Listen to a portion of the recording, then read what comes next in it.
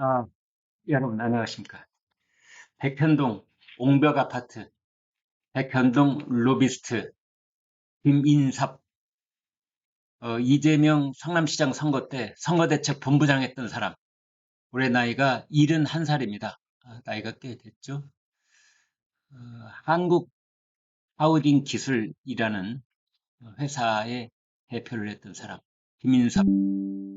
징역 5년 확정됐습니다. 추징금 63억 다 토해놔라. 백현동 개발 비리 의혹, 핵심 로비스트. 이재명 대표하고 정진상 성남시 정책실장하고 아주 아삼육으로 친했던 사람으로 알려져 있죠. 알선수재 혐의입니다. 알선수재. 뇌물 받았다 이런 거죠. 근데 그 돈이 뭐 70억이 넘었던 돈인데요. 대법원에서 확정 판결이 났습니다. 주심 대법관 권영준, 규민사업에 상고를 했는데, 그러니까 2심에서 3심으로 다시 이렇게 넘기는 것을 상고라고 하죠. 그것을 기각을 하고 원심 판결을 확정지었습니다.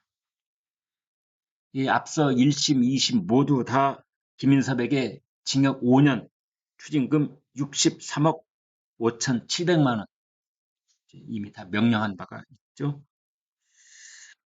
혐의 내용을 잠깐 살펴보면은 2015년 9월부터 지난해 3월까지 백현동 개발사업 인허가 등을 알선해준 대가로,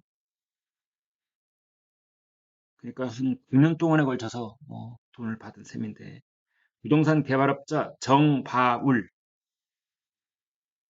이 사람 아시아 디벨로퍼 회장 직함을 가지고 있던 사람인데, 현금 77억 그리고 5억 상당의 현장 식당 사업권, 한바식당이라고 하죠.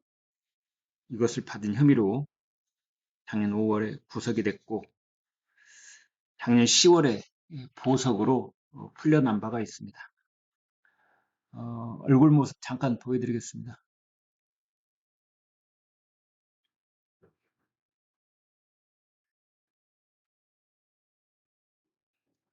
얼굴 모습이 지금 보여드릴게요. 이렇게 생긴 사람입니다. 김인섭. 백현동 개발은 지금 이재명 민주당 대표가 성남시장이었던 시절에 진행된 사업입니다. 측근인 정진상, 나중에 민주당 정무조정실장 했는데 당시에는 성남시 정책비서관이었었죠. 아무튼 이 정바울 아시아 디벨로퍼가 부동산을 개발하기 위해서 한국식품연구원 부지를 용도 변경을 하려고 그렇게 애를 써도 안 됐었는데, 바로 지금 사진에서 보시는 이 김인섭이라는 이재명의 성남시장 선거 선거대책본부장을 했던 이를 영입한 이후로 일사천리로 진행이 돼서 그냥 4단계 점프 해가지고 아파트를 지을 수 있게 했고 막대한 특혜를 얻어냈다, 이렇게 검찰은 보고 있는 겁니다. 바로 이 김인섭이 정진상 실장을 통해서 인허가를 청탁했다는 겁니다. 법원은 1심, 2심 판단이 전혀 잘못이 없다, 이렇게 봤습니다. 김인섭은 지금부터 18년 전인 2006년 성남시장 선거 치를 때 이재명 쪽 캠프의 선거대책본부장, 그러니까 핵심이라고 할 수 있습니다. 그리고 당시 최측근이었던 정진상하고도 아주 가까운 사이였다. 그래서 이 사람이 나이가 많기 때문에 이제 이 사람은 진상이 이렇게 불렀고, 정진상은 이 김인섭을 형님이라고 불렀던 그런 사안인 겁니다. 여기서 이제 특기할 만한 거는 이번에 아무튼 재판부는 이재명이 얼마나 연루됐는지에 대해서는 판단을 하지 않았습니다. 구체적으로 언급을 하지 않았습니다.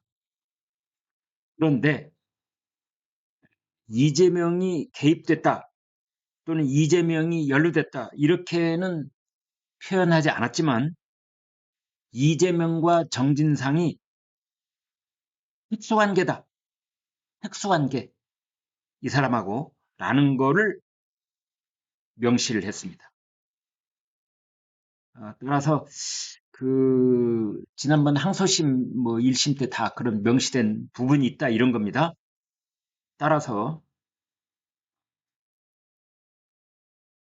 이런 특수관계를 알고 정바울이 김인섭에게 청탁을 했는지 이런 부분들이 이제 자세하게 앞으로 밝혀져야 될 내용들인데 그것은 이른바 이재명 재판 때 그런 부분이 나올 것으로 보입니다. 아무튼 이러한 재판의 결과는 이재명의 운명, 정진상의 운명에도 영향을 미칠 것으로 보이는데요. 아무튼 그 백현동 개발하면서 성남 도시개발공사가 배제가 되고 민간업자들이 1356억 상당의 이익을 독식을 했다. 이렇게 보여집니다. 여기서 여러분께 조금 더 내용을 전해드릴 게 있습니다. 그것은 다른 게 아니고 이 정바울이라는 사람, 그 민간업자 아시아 디벨로퍼 회장이었던 사람이 검찰에서 진술한 내용들이 있습니다. 그 내용을 빠르게 좀 소개를 해드리겠습니다. 이 사람이 뭐라고 했느냐? 검찰에 비하인드 스토리를 조금 더 말씀드려도 되느냐? 김인섭과 사업 얘기를 할 때 나한테 백현동 사업을 인허가를 내주면 200억을 만들어줄 수 있는 사업지냐라고 물었습니다. 김인섭이 말하기를 자기가 50%를 먹고 50%는 두 사람에게 갈 것이라 라고 말했다는 겁니다. 검찰이 묻습니다. 그 사람이 누구를 말하는 것이냐? 그러자 정바울 대표가 이재명, 정진상이라고 당연히 생각했다. 김인섭이 2016년 5월께부터 성남 R&D PFV 지분을 요구하면서 주식 매매와 관련된 협의가 진행됐었습니다. 김인섭이가 50%의 지분을 달라고 하다가 정바울 내가 내 지분도 46%밖에 안 된다고 하면서 거절을 하니까 나중에는 35%를 달라고 얘기했고 가장 마지막에는 25%의 지분을 달라고 해서 협의가 이루어졌다. 이어서 정바울이 이렇게 말합니다. 김인섭이가 25% 지분을 얘기할 때도 이 돈을 나 혼자 먹는 것도 아니자는 거 잘 알잖아 라고 말하더군요. 처음부터 수익금의 50%는 두 사람에게 갈 것이라는 말을 했었기 때문에 나는 두 사람이 당연히 이재명, 정진상이라고 생각했다. 그리고 정바울 아시아 디벨로퍼 회장이 말한 바 있습니다. 이렇게 또 덧붙입니다. 김인섭이 성남시에서 수익을 줄 수 있는 사람은 결국 이재명, 정진상 두 사람밖에 없는 것이니까요. 정바울은요, 이걸 육하원칙에 의해서 얘기를 합니다. 김인섭이가 2018년 말에서 2014년 초 경기도 성남시 백현동에 있는 커피숍 그리고 2016년 5월 김인섭 거실에서 그런 해당 발언을 했다고 구체적인 시기와 장소, 때와 장소 대개 검찰에서는 때와 장소가 명시가 되면은 그걸 매우 신뢰성이 높은 진술로 받아들입니다. 정바울은 또 이렇게 얘기합니다. 김인섭에게 뇌물을 건네기 위해서 김인섭과 시행사 주주매약 계약을 협의할 당시에 지구단위 계획 위반이 40일 넘게 홀딩이 됐고 이것이 이재명, 정진상 때문에 홀딩되는 것이라고 생각을 했다. 돈이 제대로 뇌물로 건너가지 않으니까 인허가에 관련된 지구단위 계획 위반이 이게 결제가 떨어지지 않고 40일 넘게 홀딩이 되더라. 그런 말을 하는 겁니다. 2016년 5월에 김인섭이가 나에게 지분 등기를 보여줄 사람이 있어요 말하기도 했다면서 김인섭이가 주식 매매 계약을 체결한 다음 그 지분 내용을 2층에 보여주겠다는 의미로 이해했다. 이때 2층이라고 하는 것은 성남시장실이 성남시 청사 2층에 있었기 때문에 이재명한테 보여준다. 이런 뜻으로 백현동 민간 개발업자인 정바울은 이해했다는 겁니다. 네. 자, 이런 내용들이 이것 말고도 충분히